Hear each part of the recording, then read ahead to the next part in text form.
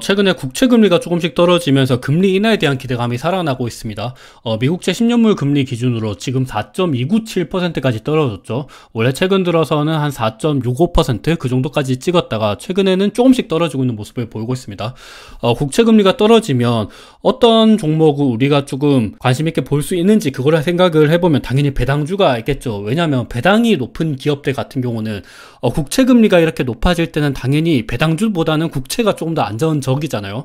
그래서 배당주보다는 국채로 들어가는 수요가 높아질 수가 있는데, 근데 반대로 국채 금리가 떨어지면 배당주에 대한 기대감이 살아날 수가 있습니다. 그에 따라서 오늘은 대표적인 우리나라에서 고배당주라고 유명한 SK텔레콤에 대해서 말씀드려 보도록 할게요. SK텔레콤 최근 주가 흐름이 나쁘지가 않습니다. 올해 들어서도 주가가 일단은 오르고 있는 모습을 보이고 있죠. 최근에 코스피 코스닥이 그렇게까지 좋은 모습을 보이고 있지는 않은데, 근데 SK텔레콤 같은 경우는 배당도 일단은 거의 한 6.5% 정도 주고 있고 주가도 나쁘지 않은 모습을 보이고 있습니다. 그리고 월봉을 보면 이거는 제가 진짜로 많이 말씀을 드렸기 때문에 더 이상 말씀드리지 않도록 할게요. 2001년도 닷컴 버블 때 그때는 닷컴 버블 때문에 주가가 오른 거예요. 요거를 제외하고 나면 꾸준히 주가가 오르고 있습니다. 배당도 거의 한 최근 들어서는 한 6.5% 주고 있기 때문에 주가도 오르고 배당도 많이 주고 대표적으로 보수적이고 안정적으로 굴리시고 싶으신 분들한테는 SK텔레콤이 굉장히 선호받는 종목이다 라고 생각을 하시면 될 것 같습니다. 그래서 최근 들어서 국채금리가 떨어지고 있는데, 국채금리가 떨어지는 원인에 대해서는 제가 이 영상에서 진짜 많이 말씀을 드렸습니다. 그래서 이 영상을 한번 참고 삼아 보시면 좋을 것 같고, 오늘은 SK텔레콤에 대해서 한번 간단하게 짚어보면, SK텔레콤의 시가 배당률은 올해 연말 기준으로 한 6.86% 정도가 됩니다. 굉장히 고배당주죠. 작년도 재작년도에도 한 7% 정도 줬습니다. SK텔레콤의 배당금 추이를 보면 2011년도 그때부터 배당금이 이렇게 꾸준히 올라가고 있는 모습을 보여요. 근데 2012년도부터 2020년도 8년까지는 그렇게까지 배당금이 늘어나는 모습을 보이지 않았거든요. 근데 2011년도부터 해서 배당금이 늘어나고 있는 모습을 보이고 있습니다. 왜 그러냐면 SK텔레콤의 실적을 보시면 아실 텐데, 사실 2012년도부터 2010년도까지는 실적이 그렇게까지 늘어나는 모습을 보이진 않았습니다. 오히려 실적이 떨어졌죠. 근데 2010년도부터 실적이 막 오르고 있습니다. 왜 이런 모습을 보일까? 요거를 한번 생각을 해보셔야 되는데, 일단은 SK텔레콤의 캐펙스 추이를 한번 보도록 할게요. 사실 이거는 SK텔레콤 뿐만이 아니라 KT랑 LG U+, 통신 3사의 캐펙스 합계를 나타내는 겁니다. 2012년도부터 해서 2018년도까지는 캐펙스 추이가 계속 떨어졌어요. 근데 2019년도, 20년도, 21년도 요때부터 갑자기 늘어났죠. 왜냐하면 요때부터 5G 투자에 대해서 본격적으로 진행을 했기 때문입니다. 그래서 2019년도 요때부터 통신 장비, KMW, 에이스테크, 이노와이어리스 요런 통신 장비주들의 주가가 굉장히 많이 올랐었던 때이기도 합니다. 지금도 SK텔레콤의 캐펙스는 굉장히 높아요. 근데 과거 대비해서는 조금은 떨어지고 있는 모습을 보이는 게, 아무래도 금리가 워낙 높고 이거에 대한 비용이 워낙 높기 때문에 아무래도 캐펙스가 조금씩 떨어지고 있긴 하지만, 그래도 캐펙스는 아직까지 과거 비해서는 높은 편이기도 합니다. 근데 캐펙스가 이렇게 높다는 거는 비용이 많이 들어간다는 건데, 왜 이렇게 이익이 증가를 하냐면, 이거는 국민들한테 욕을 많이 먹기는 하지만 5G 요금을 우리가 많이 내잖아요. 그렇다고 해서 우리가 통신을 안 사용할 수가 없습니다. 무조건 필수 소비재이기 때문에 써야 되죠.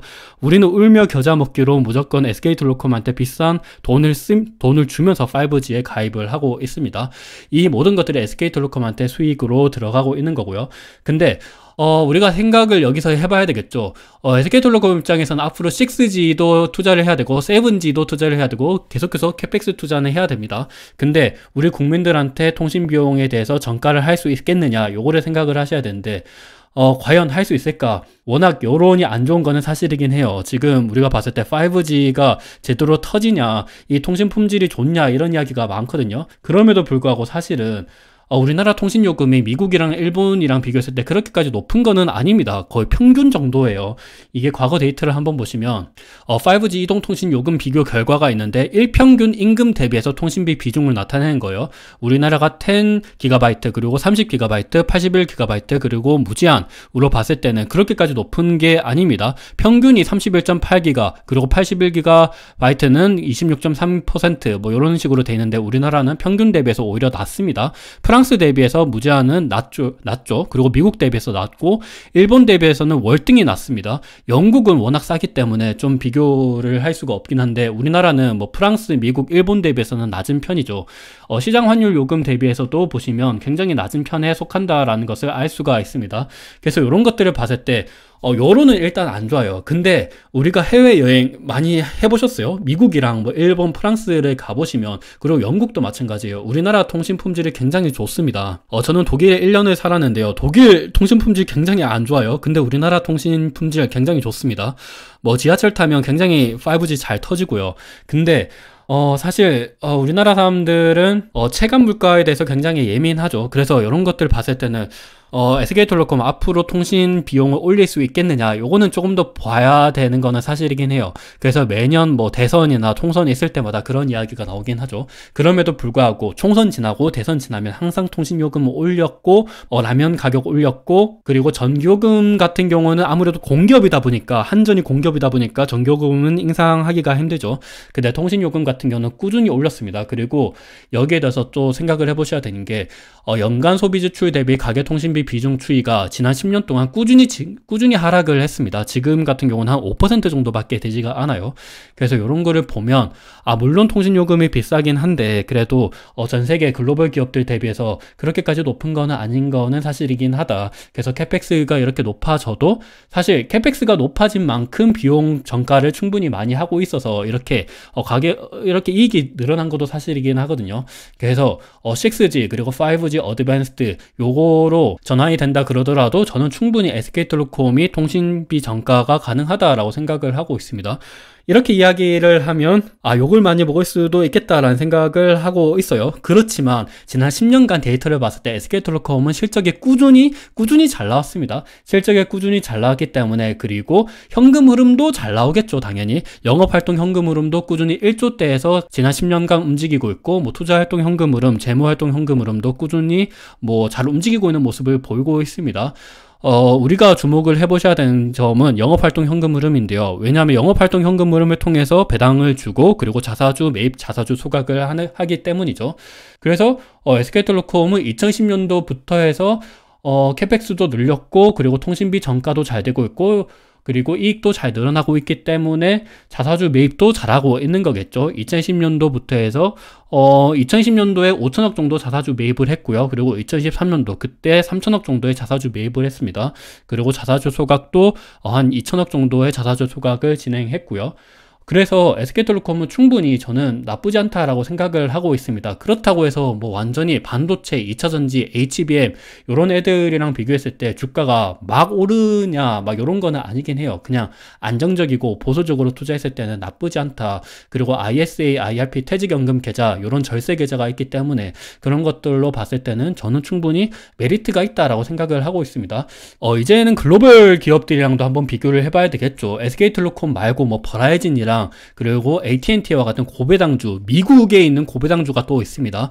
얘들이랑 비교했을 때 SK텔레콤이 무슨 강점이 있느냐, 요것도 한번 살펴봐야 되겠죠. SK텔레콤이 얘들 대비해서 그렇게까지 뭐 이점이 없다라 그런다면 저라면 차라리 버라이즌을 투자하겠죠. 왜냐하면 버라이즌은 굉장히 전통의 미국 통신주이고 굉장히 오랜 역사를 가지고 있고 시가총액도 굉장히 큰 기업이에요. SK텔레콤보다 시가총액이 더 크죠. 그리고 배당 수익률도 한 6.74%, 굉장히 고배당주입니다. 그리고 근데 PER은 일단 한 14.7배이기 때문에 SK텔레콤보다는 일단은 비쌉니다. 그리고 AT&T 같은 경우도 고배당주죠. AT&T도 지금 시가총액이 굉장히 한 150조 정도 되죠. 그리고 배당 수익률은 6.28% 정도 됩니다. 근데 SK텔레콤의 배당 수익률은 보시면 6.86%예요. 거의 비슷합니다. 근데 일단 PER로 봤을 때는 SK텔레콤이 일단 싼 편이긴 해요. 그럼에도 불구하고 저는 버라이즌이랑 AT&T 말고 우리나라인 SK텔레콤을 투자하는 이유가 뭐냐면 SK텔레콤 말고 버라이즌이랑 AT&T 같은 경우는 T모바일 대비해서 점유율이 계속 떨어지고 있습니다. 요거는 영업이익 추이를 보시면 아실 텐데, 영업이익 추이는 제가 굳이 안 가져왔습니다. 과거 제가 영상에서 올려놨어요. 그걸 한번 참고 삼아 보시면 좋을 것 같아요. 일단 여기서는 버라이즌의 영업활동 현금 흐름 추이를 가져왔는데, 영업활동 현금 흐름 추이가 그렇게까지 좋지가 않아요. 최근 들어서는 계속해서 떨어지고 있는 모습을 보이고 있고, 요거는 버라이즌 뿐만이 아니라 AT&T도 마찬가지예요. 왜 이런 현상이 일어나냐, 당연히 T모바일로부터 점유율을 빼앗기고 있기 때문이기도 하고, 그리고 얘들 같은 경우는 경우는 뭐 여러 가지로 투자를 많이 하고 있습니다. 특히나 뭐 워너 브라더스 그리고 뭐 그런 쪽으로 지금 OTT 쪽으로 투자를 많이 하고 있죠. 그래서 최근 들어서는 배당금 삭감에 대한 이야기도 나오고 있습니다. 그리고 더군다나 가장 중요한 거는 납케이블에 대한 이슈가 있어요. 납케이블 관련돼서 그렇게까지 생각을 안 하시는 분들도 있는데, 납케이블 관련돼서 미국은 진짜 고소의 나라잖아요. 납케이블 관련돼서 지금 나오는 금액이 얼마냐면 거의 70조 정도가 넘는다는 이야기가 나오고 있습니다. 요 관련돼서 실제로 막 주가가 뭐 7%, 8%요 정도로 떨어지기도 있기도 해요. 그래서 실제로 얘네들 같은 경우는 주가가 많이 떨어졌죠.